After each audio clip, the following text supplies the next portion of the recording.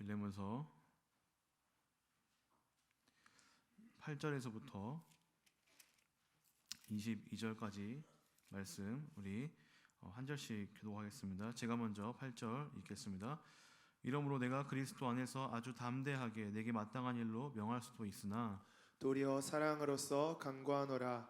나이가 많은 나 바울은 지금 또 예수 그리스도를 위하여 갇힌 자 되어 갇힌 중에서 낳은 아들 오네시모를 위하여 내게 간구하노라. 그가 전에는 내게 무익하였으나 이제는 나와 내게 유익함으로 내게 그를 돌려 보내노니 그는 내 신복이라.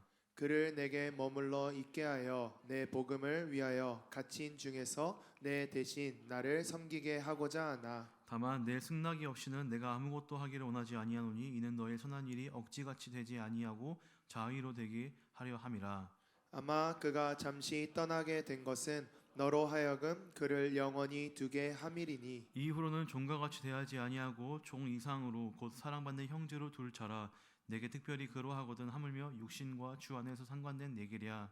그러므로 내가 나를 동역자로 알진대 그를 영접하기를 내게 하듯 하고 그가 만일 내게 불의를 하였거나 내게 빚진 것이 있으면 그것을 내 앞으로 계산하라. 나 바울이 친필로 쓰노니 내가 갚으려니와 내가 이 외에 내 자신이 내게 빚진 것은 내가 말하지 아니하노라. 오 형제여, 나로 주 안에서 너로 말미암아 기쁨을 얻게 하고 내 마음이 그리스도 안에서 평안하게 하라. 나는 내가 순종할 것을 확신함으로 내게 썼노니 내가 말한 것보다 더 행할 줄을 아노라. 함께 읽겠습니다. 오직 너는 나를 위하여 숙소를 마련하라. 너희 기도로 내가 너희에게 나아갈 수 있기를 바라노라. 아멘. 오늘 제목은 화해, 용서 그리고 사랑이라는 제목으로 함께 말씀을 살펴보려고 합니다. AD 70년경, 그러니까 지금으로부터 거의 2000년 전, 그러니까 예수님이 이제 부활 승천하시고 약 한 40년이 지난 이후에 로마 제국에 플리니우스 2세라는 사람이 등장합니다. 이 사람은요, 로마 원로원의 의원이자 나중에는 이제 집정관의 자리까지 오르는 그런 아주 지금 우리는 뭐 그 이름을 잘 모르지만 그 당시에는 굉장히 유망했던 유명인이었습니다. 여러분들 집정관이 얼마나 위대한 사람인지는 혹시 문명을 해보신 분들은 아실 겁니다. 문명하셨다 들어보셨죠? 이거 하면 그 3일 정도 웃으신 분들은 다 그 경험을 해보신 건데 굉장히 높은 자리에 올라갔던 사람이죠. 이 사람이 왜 얼마나 유명했는지 그 알 수 있는 이유들, 증거들이 몇 가지가 있는데요. 그 중에 하나는 바로 그가 썼던 편지들입니다. 이 플루니우스가 썼던 편지들이 지금 오늘날까지도 존재하고 있다는 것이죠. 여러분들도 편지를 많이 쓰고 또 많이 봤던 경험들이 있을 겁니다. 그런데 여러분들 그 편지들 지금 다 어디 있죠? 새로운 사람을 사귀게 되면 다 버리게 되고 예전 그 과거들은요 다 불태우기도 하고 그런데 한번 생각해 보세요. 여러분들 정말 내가 너무나 유명한 사람, 뭐 대통령이나 뭐 무슨 뭐 대사나 이런 아주 유명한 사람이 여러분들에게 친필로 편지를 써준 것을 함부로 버릴 수 있습니까? 함부로 대할 수 있을까요? 아마 가보로 여길 것입니다. 그 TV 프로그램 진품명품에서도요. 뭐 왕이 쓴 뭐 어명이 적힌 편지, 뭐 이순신의 친필로 쓴 편지 이런 것들이 엄청나게 갑오로 이어져 내려와서 그 값어치를 했던 것처럼 이 플리니우스가 썼던 편지도 그런 아주 값어치를 했던 귀한 편지라는 것이죠. 그런데 이 편지가요, 좀 이렇게 놀라운 사실 중에 하나가 있는데 그 편지의 내용을 제가 한번 잠깐 소개해보고자 합니다. 이 플리니우스가요, 이제 그 자신의 까마득한 후배 사비니누스라는 사람에게 편지를 썼던 한 그 내용을 제가 잠깐 소개하고자 합니다. 그 플리니우스가 이제 나이도 많고 또 어느 정도 명망이 있고 또 유명한 사람이어서 이 사비니누스에게 편지를 쓰는데 어떤 내용이었냐면 이 사비니누스에게 한 도망 노예가 있었습니다. 그러니까 이 사비니누스가 데리고 있던 이 노예가 도망을 쳐가지고 이제 이 플리니누스라는 이 유명한 사람에게로 간 거죠. 그래서 이 플리니누스가 이 도망 노예를 보고 이제 그 종이 불쌍하고 또 이 사람이 좀 적당히 이 플리니누스에게 좀 이렇게 도움을 줬던 것 같아요. 그래서 이 사람을 좀 좋게 평가하고 또 이 도망쳤던 그 원래 주인 이 사비니누스에게 좀 너가 이 도망 노예를 좀 봐줘라. 내가 좀 이렇게 부탁하니까 네가 좀 얘를 용서해 주라라는 이런 내용의 편지를 쓰게 됩니다. 그러니까 이 도망 노예가요 사실은 잡히게 되면 어떻게 되는지 여러분들 뭐 추노나 뭐 여러 가지 뭐 이렇게 고전 영화들을 보면 다 아실 겁니다. 잡히면 그 주인의 원대로 바로 죽을 수도 있는 그런 위험에 처하게 되는데요. 지금 이 편지를 쓰면서 용서를 하게끔 종용하고 있다는 것이죠. 그런데 그 이유가 좀 우리가 눈여겨볼 만합니다. 이 플리니누스가 이 사비니누스에게 너가 이렇게 용서해야 되는 이유를 설명하는데 그 첫 번째가 바로 너가 좀 이렇게 덕망 있는 사람이니까 너가 좀 넓은 사람이니까 너가 이런 거 가지고 화내는 건 너에게 어울리지 않다라는 그러한 그 사람의 이미지를 이렇게 건네면서 용서를 종용합니다. 또 하나는요. 나를 봐서 그러니까 내가 좀 이렇게 권력도 있고 내가 좀 너랑 좀 이렇게 동년배는 아니지만 더 훨씬 나은 사람이니까 내가 좀 이런 나의 명예와 지위를 봐서 네가 좀 용서를 해줘라. 그러니까 이렇게 어떻게 보면은 사회적 지위로서 명예로서 또 그러한 세상 사람들이 보는 이미지를 좀 좋게 함으로써 이렇게 용서를 이야기하고 있는 것이죠. 여러분들 지금 이렇게 이 편지의 내용이 어느 정도 이해가 되실 거라고 봐요. 명예와 지위를 가지고 이 편지를 써서 그 종을 이렇게 좀 이해하고 용서하라는 그런 내용을 얘기했습니다. 여러분들도 지금 이 상황처럼 내가 제3자이지만 이 두 관계를 화해시키고 그 관계를 다시 이어보려고 했던 많은 시도들이 있었을 것입니다. 그러니까 A랑 B가 싸웠는데 이 둘을 화해시킨 경험들이 종종 있을 거예요. 저 같은 경우에도 저는 이제 굉장히 좀 이런 경우가 많았는데요. 이렇게 권력과 사회적 지위를 남용해가지고 두 관계를 화해시킨 적이 많은데 어디였냐? 바로 군대에서 축구할 때 꼭 주말에 1소대랑 2소대랑 축구하면은 그 분대장 그 머리들끼리 어떤 갈등을 일으키죠? 그 승부욕에 지나쳐가지고 꼭 축구하다가 싸웁니다. 그러면 저는 이제 그 둘을 데리고 저는 이제 소대장이어가지고 축구하다가 그 둘을 데리고 조용히 연명장을 빠져나와서 취사장으로 가죠. 왜 취사장으로 가는지 아세요? 거기가 좀 약간 시끄럽고 항상 이렇게 다그락다그락거려가지고 약간 좀 뭐라고 해도 이렇게 좀 안 들려가지고 취사장 쪽으로 데려가는데 거기서 이제 그 둘 싸운 당사자 그 둘을 어떻게 화해시키냐? 서로 자초지종을 물어봅니다. 서로 물어보고 그리고 둘을 마주보게 하고 손을 잡게 해요. 방금 전까지 싸웠는데 손을 잡게 하고 야 A야 너 얘한테 미안하다고 얘기해. 그러면 이제 얘는 안 지키면 안 되니까 제가 이제 또 그때 당시에는 그 아주 그 악명 높은 그 이제 김중이어가지고 이제 또 미안하다 합니다. 그러면 B는 또 A한테 제가 얘기한다. 야 B도 너도 미안하다고 얘기해. 그러면 이제 얘기합니다. 그리고 서로 안아줘. 그 축구해서 막 이렇게 먼지 막 묻어 있는데 땀 나가 안아줘. 자 마지막은 뭐다? 웃음 체조. 요즘 웃음 체조 있어요? 웃음 체조 모르는구나. 그 억지로 웃어야 되는 체조가 있어요. 하하하하하 웃으면서 서로 손뼉을 맞으시면서 웃어야 되는 그런 저 때는 이제 라떼 이야기인데 그런 게 있었습니다. 그거를 이제 마지막으로 하고 화해를 시켜서 이제 다시 축구로 복귀를 하게 되는 것이죠. 제가 이 플리니우스처럼 편지는 안 썼지만 제가 가진 지위, 명예, 어떤 사회적 그런 것으로 남용을 해서 그 둘을 화해시켰다는 것입니다. 억지로 하는 화해, 그리고 세상이 시키는 화해, 세상적인 화해라는 것이죠. 자, 근데 이 플리니우스가 썼던 이 편지처럼 그 즈음에 그가 썼던 그 AD 70년, 80년 그 즈음에 이와 너무나 비슷한 편지가 또 하나 발견되고 우리 손에 들려 있습니다. 그게 바로 무엇일까요? 오늘 우리가 봤던 빌레몬서입니다. 이 빌레몬서는요, 이제 사도 바울이 이 골로새에 있는 이 빌레몬에게 썼던 편지입니다. 한 장밖에 안 되는 매우 짧은 편지입니다.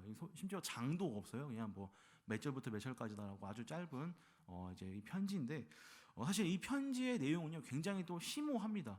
이 편지가 위트 있으면서 또 그 안은 굉장히 심오한 그런 아주 성경적 진리가 담겨져 있는 말씀인데 오늘 이 말씀을 통해서 좀 이렇게 세상과는 다른 화해, 새로운 세계관에서의 화해가 무엇인지 한번 우리가 말씀을 하나씩 살펴보면서 우리의 삶까지도 한번 적용을 해보고자 합니다. 오늘 말씀에는요, 세 명의 인물이 등장해요. 세 분의 사람이 등장하는데 첫 번째는 사도 바울입니다. 이 사도 바울은요 편지를 썼던 사람이에요. 편지를 썼는데 어디서 썼냐면은 감옥에서 썼습니다. 그러니까 정확히 말하자면 로마의 지금 가택 연금 중에서 그 이제 집 밖으로 못 나가는 상황 가운데서 그 갇힌 자 된 바울이 지금 이 편지를 빌레몬에게 쓰고 있습니다. 집에 있으니까 할 수 있는 게 뭐 편지밖에는 더 없겠죠.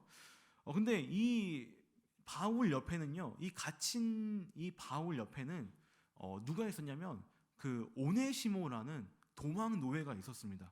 어떤 경위로 지금 사도 바울 옆에서 같이 갇혀 있는지 혹은 그냥 그 옆에서 도와주고 있는지는 모르지만 지금 오네시모와 함께 사도 바울은 지금 로마에 있다는 것이죠. 그리고 사도 바울은요, 이 빌레몬서에 얘기하고 있듯이 이 도망 노예였던 오네시모를 굉장히 좋은 자신의 동역자로 소개하고 있습니다. 우리 함께 말씀 10절에서부터 12절까지 말씀 한번 읽어볼게요. 10절에서부터 12절까지 말씀 함께 읽겠습니다. 시작.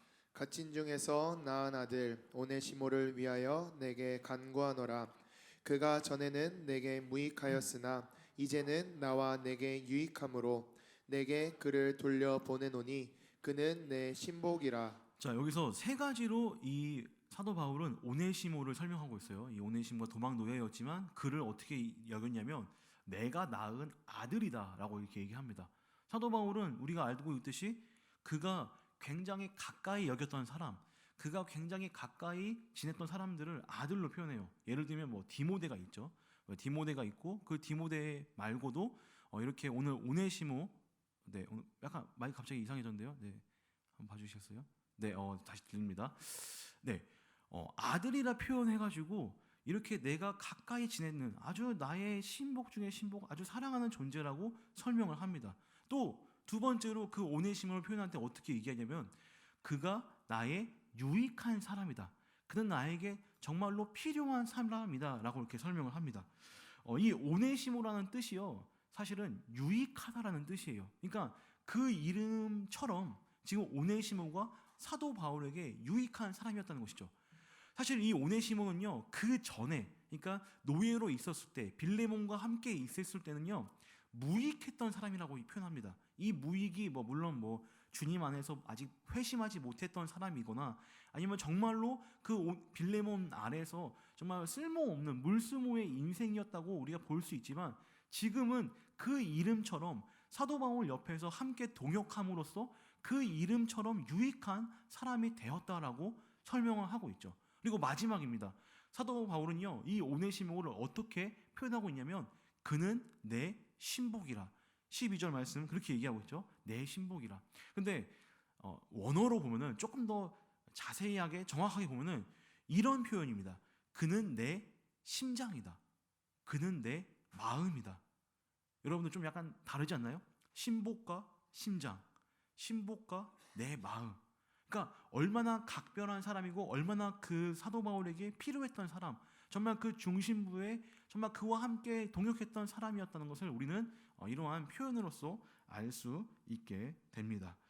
그래서 오네시모는요, 빌레몬에서 도망쳤던 도망 노예였지만 지금 사도 바울을 만나서 회심하고 함께 그 복음을 증거하며 그 복음 사역에 함께 동역했던 사람임을 빌레몬서 1장 16절 이렇게 설명하고 있습니다. 함께 읽겠습니다. 시작. 이후로는 종과 같이 대하지 아니하고 종 이상으로 곧 사랑받는 형제로 둘 자라. 내게 특별히 그러하거든 하물며 육신과 주 안에서 상관된 내게랴. 네, 아들이고 유익한 존재고 또 이 사람은 나의 심장이며 또 나의 형제다라는 아주 놀라운 표현을 하고 있습니다.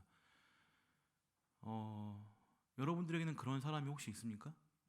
여러분들 주변에 혹시 그런 여러분들을 따르고 여러분들의 마음을 나누고 또 여러분들과 함께 동역하며 여러분들과 함께 모든 희노애락을 나누는 사람이 있습니까? 사도 바울은 어떻게 보면 이런 점에 봤을 때 굉장히 행복했던 사람인 것 같습니다. 그래서 이 자신의 사랑, 자신의 마음, 심장, 동역자, 아들 이 오네시모를 지금 이제 어떻게 하고자 하냐? 바로 다시 원래의 주인인 빌레몬에게 돌려보내기 원합니다. 이 빌레몬은요 골로새 지역에 꽤 유지였던 것 같습니다. 이 빌레몬의 집에서는요 교회가 이루어졌고요. 그 많은 사람들이 그 빌레몬과 함께 골로새에서 교회를 시작해서 그 아들들, 자식들, 종들 또 함께 지내는 많은 친인척들을 사도 바울이 언급했던 것을 보아 굉장히 유복하고 큰 집안의 사람이었던 것을 봅니다.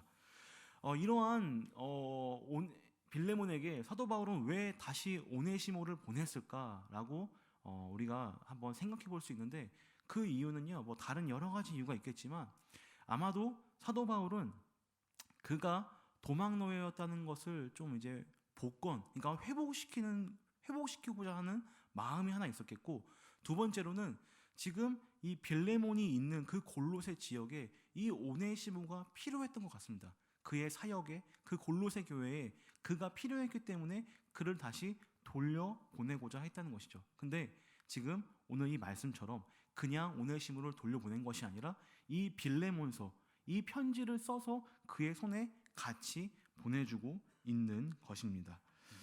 사도 바울은요, 오늘 우리가 맨 처음에 읽어봤던 그 플레니우스처럼 자신의 지위와 명예를 가지고 빌레몬에게 찍어 누르지 않습니다.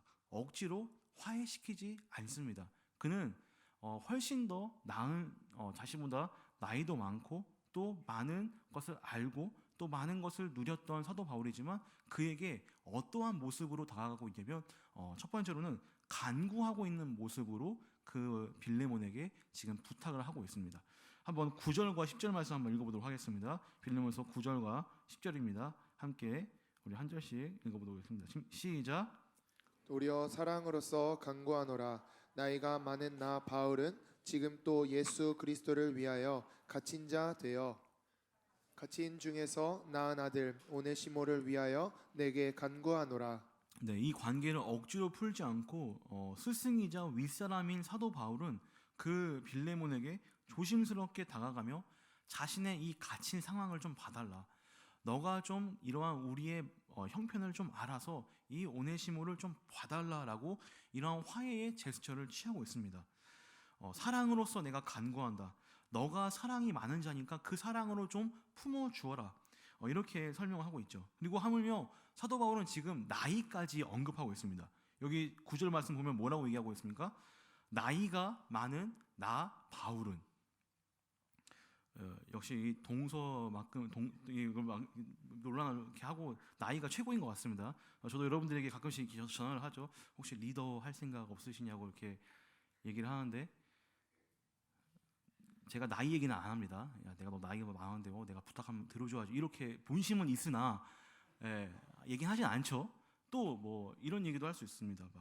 지금 형아가 지금 얘기하는데 너 지금 형 말 안 들어? 라고 얘기할 수도 있지만 사도 바울은 지금 필살기를 쓴 것 같아요. 지금 이 나이를 언급함으로써 그러니까 그만큼 이 오네시모를 각별하게 생각했던 것 같습니다.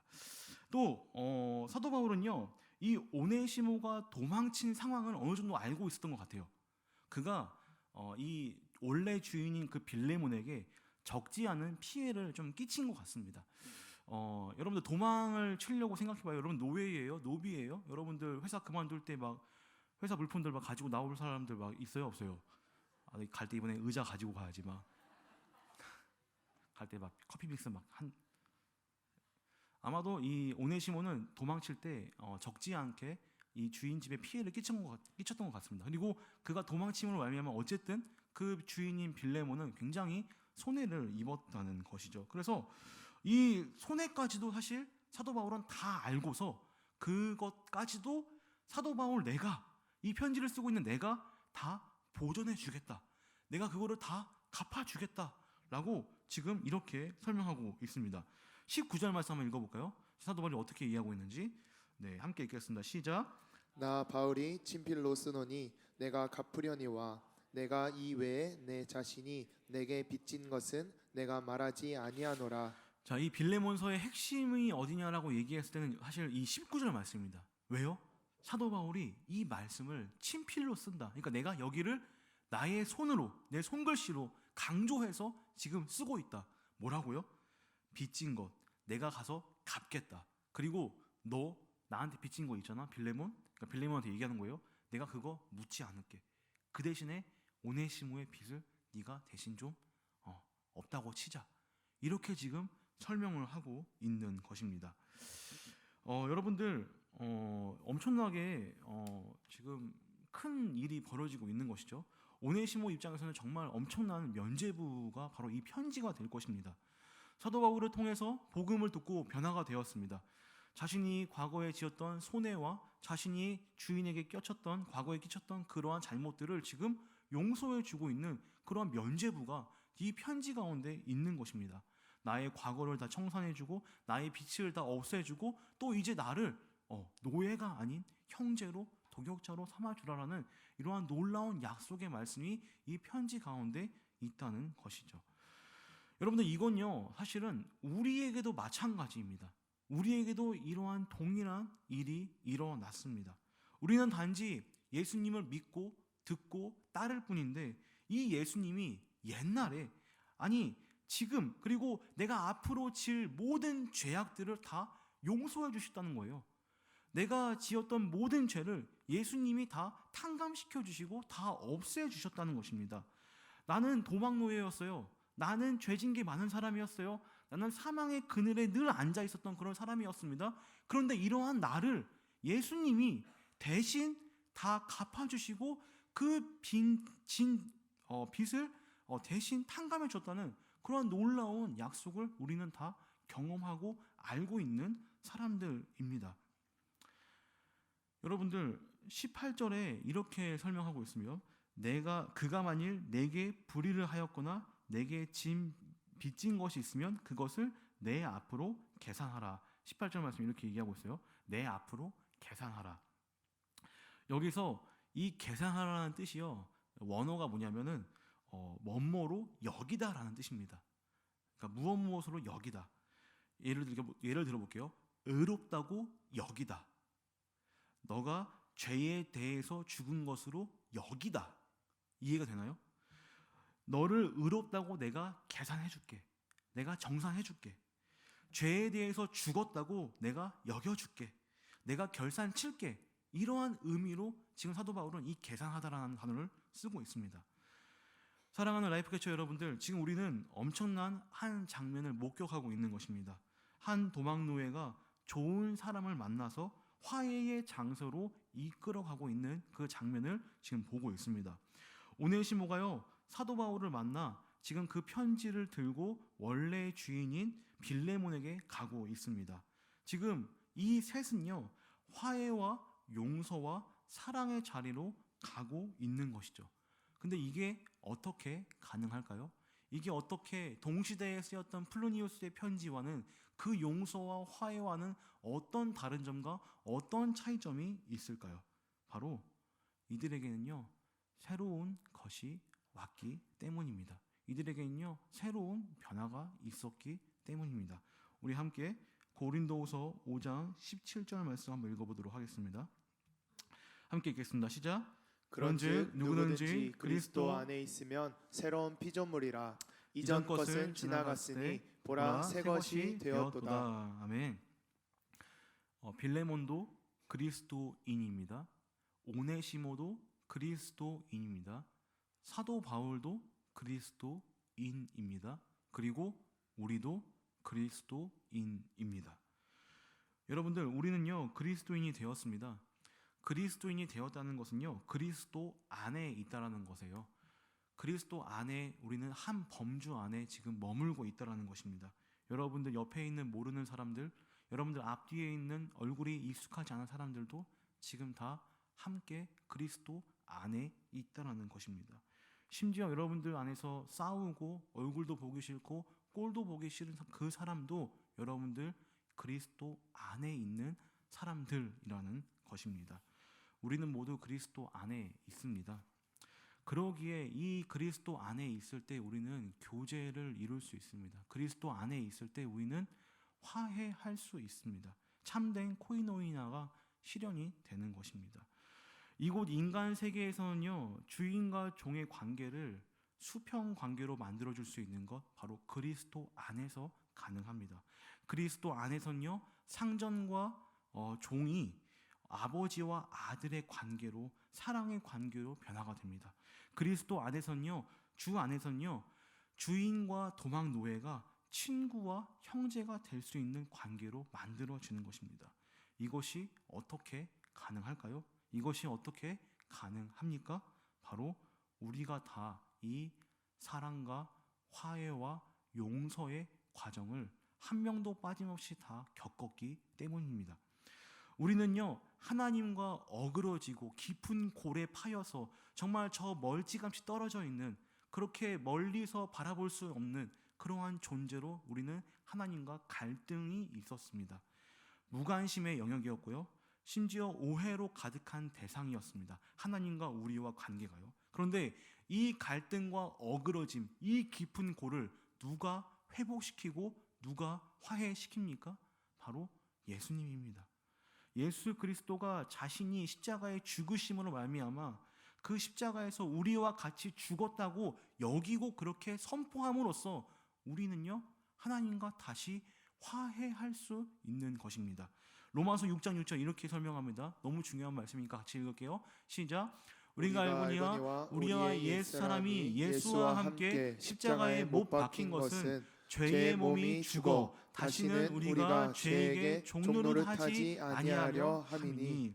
그러니까 우리가 직접 지어서 우리가 직접 그 십자가를 지고 올라가서 죽어야 되는데, 이 죽음을 누가 대신 되었다? 예수님께서 대신 죽음으로 말미암아, 그렇게 선포하심으로 말미암아 우리는 의롭다 여김을 받고, 우리는 이제 하나님과 다시 화해의 제스처를, 다시 그 하나님과의 그 끊어졌던 관계가 이어짐을 이 예수님을 통하여서, 그 십자가를 통하여서 이루어졌다는 것입니다. 내가 한 게 아니라 예수 그리스도가 하신 것입니다. 예수님은요, 그렇게 하나님의 놀라우신 지혜로, 그 놀라운 십자가의 방법으로 우리를 하나님과의 그 화해의 자리로 이끄셨습니다. 마치 서신에서 사도 바울이 예수님이고 오네시모가 우리인 것처럼, 그 사도 바울이 오네시모를 그 빌레몬의 그 화해의 자리로 이끌어간 것처럼 예수님이 우리를, 도망 노예를, 죽을 수밖에 없는 우리를 하나님께로 가까이 이끌었다는 것입니다. 여러분들, 그러기에 우리는요, 하나님의 아들이라, 자녀라 칭함을 받고, 또 하나님의 권속으로서 놀라운 상속을 받는, 하나님의 나라를 받을 수 있는 그러한 놀라운 일이, 아니 놀라운 말로는 정말 다 담을 수 없는 그 엄청난 일이, 그 화해의 사건이 예수님으로 인해 이루어졌습니다. 말씀을 정리하겠습니다. 여러분들, 화해는 어떻게 할 수 있을까요? 화해는 어떻게 할 수 있습니까? 누군가 중간에서 화해를 시켜줘야 할 수 있습니다. 맞죠? 그러면 그 중간은 누가 되어야겠습니까? 그 중간 입장은 누가 되어야겠죠? 누가 화해를 시켜줘야 합니까? 여러분들, 기독교의 실천은요, 사실 화해입니다. 화해. 내가 화해하는 것이고 내가 화해시키는 것입니다. 웃잔말로 제 셋째가 나오면 제가 아마 김화해로 지지 않을까. 화해. 자, 여러분들, 그게 가능한 것은요, 이 화해가 가능한 것은요, 우리가 예수님 안에서 그와 같은 경험을 했었고, 또 앞으로 그런 일에 쓰임을 받을 것이고, 또 그런 일을 하기 위해서 우리는 하나님과 화해의 자리로 나선 것입니다. 부디 사랑하는 신일교회 라이프캐쳐 여러분, 화해의 자리로 나서길 바랍니다. 제사의 자리에 나서기 전에 하나님은요, 반드시 네 원수와 화해하고 이 예배의 자리로 나오라고 말씀하십니다. 살아가는 게 쉽지 않습니다. 여러분들, 오늘 담임 목사님 말씀하셨던 것처럼 의지적으로 할 수 있는 부분 아닙니다. 예수님의 사랑을 아시는 분들만, 그 하나님과의 화해를 경험하신 분들만 이 화해가 가능할 것입니다. 여러분들, 고린도 전서를 제가 1년 동안 나누면서 사실 거의 핵심 맥락은 이거였던 것 같습니다. 서로 화해하십시오. 화해하시고 사랑하시길 바랍니다. 내년에는요 좀 풀고 나오세요. 여러분들 자리에, 이 자리 말고도 그 이외의 자리에 불편한 사람이 있다면 여러분들 예수님이 져줬던 것처럼, 하나님이 져주셨던 것처럼 여러분들 져주시고 화해하고 좀 용납하는 그러한 여러분들의 삶이 되시길 바랍니다. 진짜 마지막이에요. AD 70년에서 한 30년이 지나서 AD 100년경에 초대 교부, 그러니까 이제 사도들의 뭐 제자들을 이제 교부라고 합니다. 그 교부 중에 한 사람인 이그나티우스라는 사람이 있었어요. 근데 이 이그나티우스가 편지를 썼습니다. 근데 그 편지에 어떠한 내용이 있었냐면요, 이런 내용이 있어요. 에베소의 교부, 에베소의 교회 지도자 오네시모, 에베소의 교회 지도자 오네시모. 여러분 이해가 되나요? 물론 뭐 동일 인물이다 아니다라는 논박은 있습니다만, 이 오네시모가 빌레몬에게 용서를 받고 또 빌레몬은 그를 용납해 주어서 추후에 이 오네시모는요 한 교회를 이끄는 리더가 됩니다.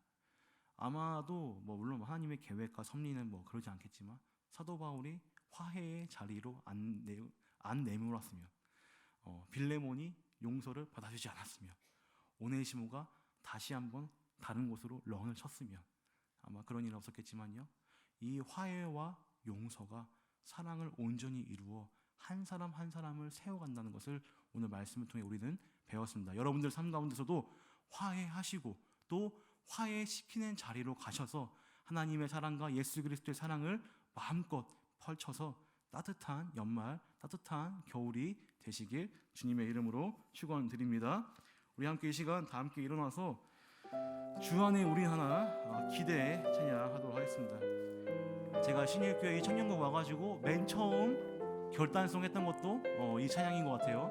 우리 이 시간 함께 찬양하며 나가겠습니다. 주 안에 우리 하나, 주